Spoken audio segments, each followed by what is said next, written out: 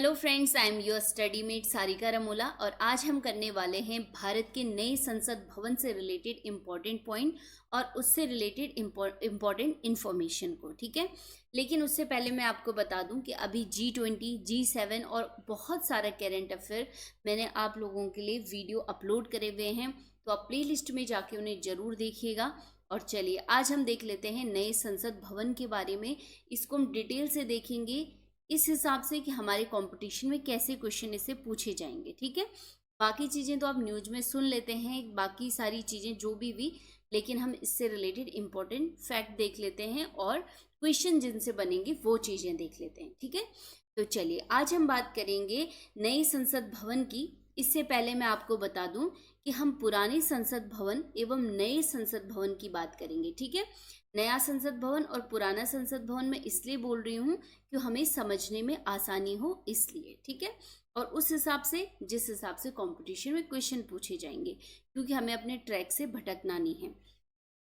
चलिए तो आप देखिए, सबसे पहले हम बात करेंगे पुराने संसद भवन की। तो 1921 में उसकी नींव रखी गई, यानी 100 साल से पहले वो बना हुआ है।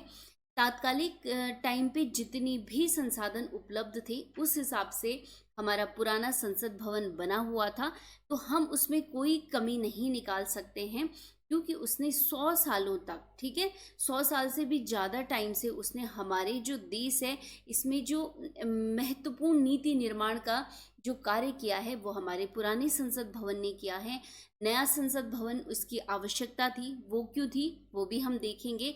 लेकिन अगर हम इनको कंपेयर करने के लिए बैठेंगे तो हमें भले ही बहुत सारा फर्क नज़र आए, लेकिन ये तब और अब के हिसाब से अपने अपने उसमें जगह में बिल्कुल सही हैं। ठीक है, तो इससे पहले कि हम नए संसद भवन को देखें, हम थोड़ी सी बात कर लेते हैं पुराने संसद भवन की। ठीक है, पिक्चर आप सब ने देखा है, जो पुराना संसद भवन है उसका जो आकार है वो गोल है, वृत्ताकार वो है। ठीक है, संसद जिसे लोकतंत्र का सबसे बड़ा मंदिर माना जाता है। ठीक है, किसी भी लोकतांत्रिक देश में संसद को क्या माना जाता है, लोकतंत्र का सबसे बड़ा मंदिर माना जाता है। ठीक है, भारत की जो संसद थी, पुराना संसद भवन था वो नई दिल्ली में था, और वर्तमान जो नया भवन है वो भी नई दिल्ली में है। ठीक है, उसी के बगल में है, वो अगल बगल हैं दोनों।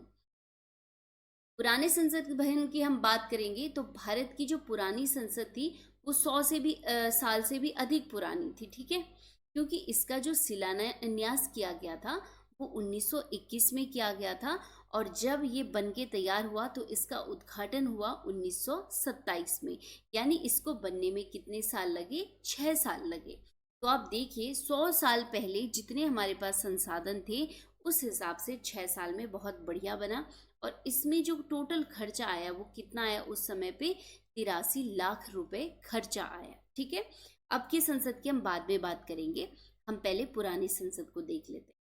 इस समय जब ये पुराना संसद था, इसका उद्घाटन हुआ, उस समय इसका उद्घाटन किया था लॉर्ड इरविन ने। ठीक है, और ये क्या थे, तब वॉइसरॉय थे उस टाइम पे। ठीक है, इनका टाइम पीरियड भी देखेंगे तो 1926 से लेकर 31 तक रहा, तो इस दौरान पे यही थे, तो इन्होंने इसका उद्घाटन किया। ठीक है, पुराने संसद भवन की बात करेंगे तो इसका जो डिज़ाइन तैयार किया वो सर एडविन लुटियंस व हर्बर्ट बेकर ने किया। ठीक है, इसे ध्यान रखेंगे, बहुत बार एग्जाम में पूछा जाता है। और इसका उद्घाटन और इसका शिलान्यास कब हुआ ये भी बहुत इंपॉर्टेंट है। ठीक है, चलिए आगे देख लेते हैं। ये मैंने आपको बता दिया है कि कितना खर्चा आया था जो पुराना हमारा संसद भवन था। ठीक है, अब आप देखिए, जब हमारे पास पुराना संसद भवन था तो हमें नए संसद भवन की आवश्यकता पड़ी क्यों। अब आप देखिए कि जो परिसीमन आयोग है 2026 में ये सीटों का आवंटन करेगा। ऑब्वियस सी बात है कि जब 100 साल पहले, इतने 100 सालों तक हमारे पुराने संसद भवन ने इतनी बड़ी जनसंख्या के प्रतिनिधियों को संभाल के रखा है उस संसद भवन में, तो अब जो नया परिसीमन बन के आएगा उसमें जो सीटें हैं वो बहुत ज़्यादा बढ़ के आएंगी, तो अब पुराने संसद भवन की क्षमता कम होगी उसके हिसाब से। तो इसीलिए एक कारण ये है कि नए संसद भवन के निर्माण की आवश्यकता थी। ठीक है, तो एक रीज़न ये हो गया। दूसरी बात, जो पुराना संसद भवन था वो इतने टाइम पहले का बना था जब इतनी आधुनिकता नहीं थी। तो जैसे कंप्यूटर का पूरा ज़माना हो गया है, तो जितनी भी आधुनिक सुविधाएं हैं, व्यवस्थाएं हैं, वो पुराने संसद भवन में नहीं थी। तो इसलिए भी हमें नए संसद भवन की आवश्यकता थी। ठीक है। साथ ही जो बढ़ता हुआ कामकाज है, जब पॉपुलेशन ज़्यादा होगी तो कामकाज तो बढ़ेगा ही। तो इसके लिए नए संसद भवन के निर्माण की मंजूरी मिली कि अब टाइम आ गया है कि हम एक नए संसद भवन का निर्माण करें। तो इसीलिए अगर आप देखेंगे तो आप पिक्चर में देखिएगा, मैं मान के चल रही हूँ कि आपने पुराना संसद भवन देखा है, और अब आप देखिए कि जो नया संसद भवन है वो कैसा है। पिक्चर्स आपको यहाँ पे दिख रही हैं और साफ साफ दिख रहा है कि आज 100 सालों के बाद कितनी सुंदर और कितनी भव्य संसद भवन बन के तैयार हुआ है, जिसमें सारी सुविधाएं आपको दिख रही होंगी। लोकसभा, राज्यसभा, संयुक्त बैठक कैसे होगी, ठीक है। और साथ ही आपको नए संसद भवन का आकार भी दिख रहा होगा, ठीक है। किस प्रकार से संयुक्त अधिवेशन होगा, असेंबली के लिए कितने लोग इसमें बैठ सकते हैं, ये सब आपको दिख रहा है, ठीक है। तो पिक्चर्स आपने देख ली होंगी नेट वगैरह से, न्यूज़पेपर से, तो आप देख लीजिए यहाँ पे। चलिए अब हम देख लेते हैं नई संसद भवन से रिलेटेड इम्पॉर्टेंट चीज़ें जो एग्जाम में पूछी जाएंगी। जैसे सबसे पहले बात हम करते हैं कि नए संसद भवन की जो आधारशिला रखी गई वो 10 दिसंबर 2020 को रखी गई, ठीक है। तो ये डेट आप लोग याद रखेंगे। और इसकी जो आधारशिला रखी वो प्रधानमंत्री नरेंद्र मोदी जी ने रखी, ठीक है। इसे ध्यान रखेंगे। जो नया संसद भवन है वो पुराने संसद भवन के बिल्कुल पास में ही है, तो कंफ्यूज होने की ज़रूरत नहीं है कि कहीं दूर है या किसी नए शहर में है। नई दिल्ली में है और उसी के पास में है, ठीक है। इसके अलावा अगर आप देखेंगे तो नई संसद भवन का जो डिज़ाइन तैयार किया है वो किसने किया है, HCP ने किया है, ठीक है। इसे याद रखेंगे। तो इसके अलावा अगर आप देखेंगे नए संसद भवन का जो क्षेत्रफल है, इसे याद कर लीजिएगा, 64,500 वर्ग मीटर पे ये फैला हुआ है, ठीक है।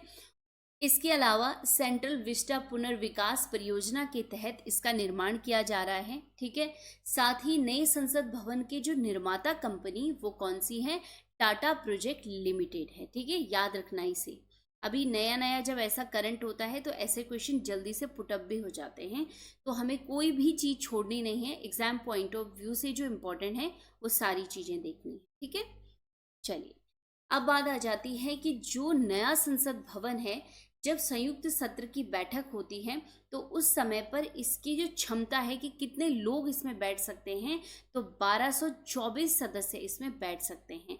अब आप देखिए कि जब ये अप्लाई होंगी चीज़ें उस समय कुछ और भी चीज़ें बन के आएंगी, लेकिन फिलहाल जो बना हुआ है कितने लोगों के लिए, 1224 सदस्यों के लिए बना हुआ है, ठीक है। लेकिन वर्तमान की जो बात कर रहे थे हम पुराने संसद भवन की, उसमें आपको पता है लोकसभा में कितनी सीटें, राज्यसभा में, और जब संयुक्त बैठक होती थी तो उसमें एक्स्ट्रा चेयर भी लगानी पड़ती थी क्योंकि अब उसकी क्षमता कम हो चुकी थी, ठीक है। साथ ही जो नया संसद भवन है वो 4 मंजिला है, इसे भी याद रखेंगे। इसमें जो कुल खर्चा बताया गया था वो 1200 करोड़ का बताया गया, लेकिन अभी जो इसका खर्चा बताया जा रहा है, जब इसका उद्घाटन हो गया तो कितना, 971 करोड़ रुपए इसकी लागत आई है कुल। अब एग्जाम पॉइंट ऑफ व्यू से ये नेक्स्ट क्वेश्चन बहुत इंपॉर्टेंट है, नेक्स्ट के सारे पॉइंट। सबसे पहली बात कि जो आकार है नए संसद भवन का वो कैसा है, त्रिभुजाकार है, ट्राइंगल में है ये। और इसका रीज़न ये है कि सभी धर्मों में जो ये आकृति है ट्राइंगल, ये बहुत महत्व रखती है, तो इसीलिए सब धर्मों को साथ लेते हुए इस आकृति को बनाया गया है, क्योंकि संसद किसी एक धर्म की नहीं बल्कि सबकी है, ठीक है। इसके अलावा संसद में 3 मुख्य द्वार लगे हुए हैं, याद कर लीजिए इनको। पहला द्वार है ज्ञान द्वार, दूसरा शक्ति द्वार और तीसरा कर्म द्वार, ठीक है। इसके बाद अगर आप देखेंगे तो भवन का जो उद्घाटन हुआ नए संसद भवन का वो 28 मई 2023 को हुआ प्रधानमंत्री नरेंद्र मोदी द्वारा, ठीक है। इसे ध्यान रखेंगे, बिल्कुल याद कर लेंगे इन चीज़ों को। चलिए अब हम बात करेंगे जिसमें सबसे ज़्यादा चर्चा हो रही है। जितनी चर्चा नए संसद भवन की है उतनी ही चर्चा इस नई चीज़ की भी है, उसको हम देख लेते हैं आखिर ये है क्या। हम बात कर रहे हैं सेंगोल की। अभी सेंगोल क्या है, पिक्चर में आपको दिख रहा होगा, इसके बारे में मैं आपको बताती हूँ कि एक प्रकार से ये ना स्टिक है और किस प्रकार की, जिसे राजदंड कहा जाता है। ठीक है, ये तमिल शब्द है। सेंगोल क्या है, एक तमिल शब्द है, ऐसा क्वेश्चन पूछा जा सकता है। और जो तमिल शब्द सेमई से बना हुआ है और इसका वास्तविक जो अर्थ होता है डिक्टो, वो क्या होता है, नीति परायणता इसका अर्थ होता है। ठीक है, चलिए अब ये क्या चीज़ है, ये तो हमने देख लिया, तमिल शब्द है और सेमई है और इसका अर्थ क्या है ये भी देख लिया है। अब इसकी मान्यता क्या है और कहाँ से ये चला आ रहा है वो देख लेते हैं। ठीक है, दक्षिण भारत की बात करेंगे, स्पेशली जो तमिलनाडु है, इससे संबंध रखता है सेंगोल, क्योंकि जब दक्षिण भारत में चोल साम्राज्य था तो उस समय क्या होता था कि जब राजा महाराजा, जब किसी भी नए राज्याभिषेक होता था या किसी राजा को सत्ता का हस्तांतरण किया जाता था तो उसको राजदंड या ध्वजदंड के रूप में ये सेंगोल भेंट किया जाता था और माना जाता था कि अब इस राजा को ये अधिकार का प्रतीक दे दिया गया है। ठीक है, कि अब यहाँ से सत्ता का संचालन कौन करेगा, जो नया राजा होगा। ठीक है, तो हम कह सकते हैं कि जो सेंगोल है यह शक्ति, वैधता और संप्रभुता का मूल रूप माना जाता है। ठीक है, और कुल मिला के कहेंगे तो विरासत और परंपरा का क्या है, प्रतीक है। ठीक है, तो इसे ध्यान रखेंगे। इसके अलावा अगर आप देखेंगे इसमें बहुत सारी आकृतियां हैं, लेकिन मेन जो अभी देखेंगे आप चर्चाओं में है वो क्या है, नंदी की जो ये संरचना बनी हुई है ये यहाँ पे क्या है, चर्चा का विषय बनी हुई है। अब आप देखिए जो नंदी की आकृति होती है, उस नंदी इनके शीर्ष पे विराजमान है। ठीक है, जैसे पिक्चर में आपने देखा, लेकिन ये क्यों है, क्योंकि इस संरचना को नंदी की न्याय के रूप में देखा जाता है। ठीक है, ये क्वेश्चन पूछा जा सकता है, ऐसे क्वेश्चन कि जो नंदी की संरचना है उसकी क्या मान्यता है, तो नंदी की संरचना को न्याय के रूप में देखा जाता है। ठीक है, अब हम बात कर लेते हैं, चलो साउथ इंडिया में तो ये चीज़ थी, लेकिन ये कैसे हमारे संसद भवन तक पहुंची और पूरे देश में ये चीज़ आज चर्चा का विषय बना हुआ है। चलिए, जब हमारा देश आज़ाद हो रहा था तो जवाहरलाल नेहरू जी को सत्ता हस्तांतरित की जा रही थी। हमारे अंतिम वाइसरॉय जो थे ब्रिटिश, वो थे लॉर्ड माउंटबेटन थे। तो इन्होंने नेहरू जी को पूछा था कि जब आपके यहाँ सत्ता का स्थानांतरण होता है तो कोई एक ऐसी कोई परंपरा है जो हम लोग को नहीं पता होगी, तो आप हमें बता सकते हैं। तो नेहरू जी को इसके बारे में कोई भी नॉलेज नहीं था। उन्होंने सी राजगोपालाचारी जी से परामर्श किया, तो वो भी खुद साउथ से थे।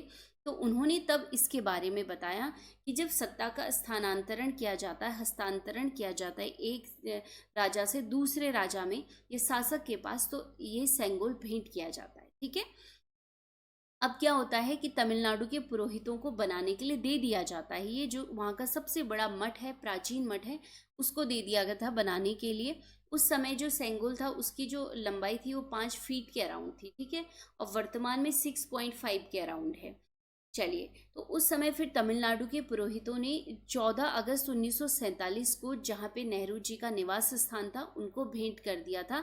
और नेहरू जी ने फिर हमारे जो संसद भवन था, ठीक है, पुराना ही इसे हम बोलेंगे क्योंकि नए पुराने की बात हो रही है, तो पुराना जो संसद भवन था उसमें स्थापना कर दी थी 15 अगस्त 1947 को सेंगोल की। ठीक है, इसे याद रखेंगे। इसके बाद अगर आप देखेंगे तो वर्तमान जो सेंगोल है इसको रखा गया है संसद भवन में। और संसद भवन में कहाँ पे, लोकसभा जो अध्यक्ष होते हैं उनकी जो सीट होती है, आसन होता है, उसकी दाएं ओर स्थापित किया गया है सेंगोल को। ठीक है, अब स्थापित किसने किया, प्रधानमंत्री नरेंद्र मोदी जी ने इसको स्थापित किया। अगर आप उसके पास कोई भी क्वेश्चन आता है, शिलान्यास, उद्घाटन, ये सारी भी चीजें, तो इसका राइट आंसर क्या आ जाएगा, प्रधानमंत्री नरेंद्र मोदी। तो चलिए अब हम देख लेते हैं कि कुल मिलाकर सेंगोल क्या है। तो सेंगोल है असीम आशा, अनंत संभावनाओं और एक सशक्त व समृद्ध राष्ट्र के निर्माण का संकल्प है सेंगोल। इसको स्थापित वो व्यक्ति करता है जो निष्पक्ष रहे और किसी भी प्रकार से किसी और चीज़ से प्रेरित ना हो, यानी किसी भी राजनीति से जैसे मतलब पक्षपाती ना हो। तो ठीक है, वर्तमान में जो छवि रखी गई है हमारे प्रधानमंत्री जी की रखी गई है कि वो निष्पक्ष हैं, इसलिए उनके द्वारा क्या किया गया है, इसको स्थापित किया गया है। तो अब जनता की जो इच्छाएं हैं उनसे कि जिस हिसाब से आपने इसको निष्पक्ष तरीके से रखा है, आप जनता के साथ भी वैसा ही क्या करेंगे, विधि का निर्माण करवाएंगे संसद में, वर्तमान में बहुत सारे मुद्दे हमारे देश में आप देख रहे हैं, लोग स्टेटस डाल रहे हैं, कई चीज़ें हैं खिलाड़ियों के प्रति जो हैं। तो अब सबको उम्मीद है हमारे प्रधानमंत्री जी से कि वो क्या डिसीजन लेते हैं। ठीक है, चलिए वो एक अलग मुद्दे हैं, फिलहाल हम बात कर लेते हैं यहाँ पे।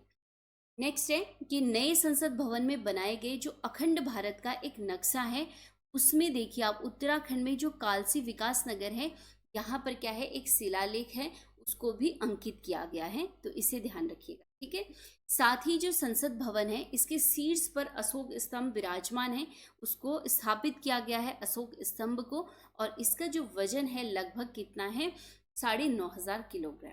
ठीक है, साथ ही संसद भवन जब उद्घाटन हुआ तो उससे पहले महात्मा गांधी जी की मूर्ति का भी अनावरण किया गया था।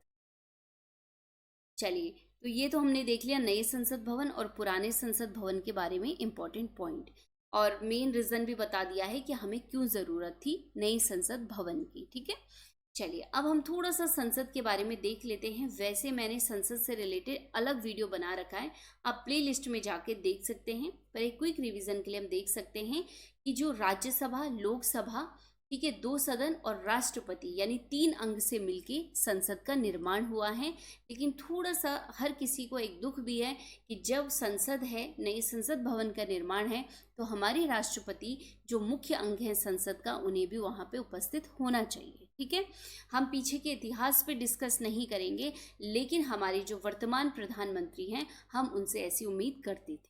खैर वो एक अलग मुद्दा है। नेक्स्ट क्वेश्चन है, संविधान के अनुच्छेद 79 में संसद के गठन का प्रावधान किया गया है। ठीक है, ये क्वेश्चन बहुत बार पूछा जाता है। इसके अलावा आर्टिकल 80 में है राज्यसभा, आर्टिकल 81 में है लोकसभा, और वर्तमान में लोकसभा में जो संख्या है सांसदों की वो कितनी है, 545 है। वैसे 543 है क्योंकि 2 एंग्लो इंडियन की सीट को समाप्त कर दिया गया है। और आप लोग कमेंट बॉक्स में बताएंगे कि राज्यसभा में वर्तमान में सीटों की संख्या कितनी है। ठीक है, चलिए नेक्स्ट क्वेश्चन है, नेक्स्ट पॉइंट यहाँ पे देख लीजिए। जो संसद है वो पूरे देश के लिए विधि यानी कानून का निर्माण करती है, ये आपको पता होना चाहिए। इसीलिए संसद को विधायिका या व्यवस्थापिका भी कहते हैं। ठीक है, साथ ही जो संसदीय व्यवस्था है कि संसद क्या होती है, किस प्रकार से काम करती है, ये जो प्रोविजन है हमने कहाँ से लिया है, ब्रिटेन से लिया है। ठीक है, तो चलिए अब हम फटाफट कुछ क्वेश्चंस कर लेते हैं। माना कि हमने पूरा पीछे कर लिया है, लेकिन थोड़ा सा एक क्विक रिवीजन क्वेश्चन के अकॉर्डिंग भी हम कर लेते हैं। चलिए, पहला क्वेश्चन है, नए संसद भवन का उद्घाटन किसने किया? तो इसका राइट आंसर क्या हो जाएगा, प्रधानमंत्री नरेंद्र मोदी। ठीक है, नेक्स्ट क्वेश्चन है, नए संसद भवन के वास्तुकार कौन है? तो राइट आंसर क्या हो जाएगा, विमल पटेल इसका राइट आंसर हो जाएगा। ठीक है, याद कर लीजिएगा इसे। नेक्स्ट क्वेश्चन है, नए संसद भवन में सेंगुल को कहाँ स्थापित किया गया है? तो राइट आंसर क्या हो जाएगा, लोकसभा अध्यक्ष की सीट की दाईं ओर। इसे याद कर लीजिएगा, और आप लोगों ने देखा भी होगा जब उद्घाटन हो रहा होगा तो ऐसे क्वेश्चन पूछे जा सकते हैं। नेक्स्ट क्वेश्चन है, सेंगोल किस राज्य के पुरोहितों के द्वारा दिया गया? तो राइट आंसर क्या हो जाएगा, तमिलनाडु इसका राइट आंसर हो जाएगा। पांचवा क्वेश्चन है, नए संसद भवन के द्वार का नाम क्या है? तो इसमें मैंने आपको बताया 3 द्वार हैं, ज्ञान द्वार, शक्ति द्वार और कर्म द्वार। तो राइट आंसर क्या हो जाएगा, उपरोक्त सभी हो जाएगा। ठीक है, नेक्स्ट क्वेश्चन है, नए संसद भवन में लोकसभा की थीम किस पर आधारित है? देखिए, हाँ एक नया क्वेश्चन है और अच्छा क्वेश्चन है। इसका राइट आंसर क्या हो जाएगा, मोर पर आधारित है। इसका फ्लोर हो गया, सीट हो गई, तो इसको मोर के एकदम ग्रीन कर रखा फ्लोर, और इसकी जो छत है, दीवारें हैं, वो हरे रंग की गई हैं।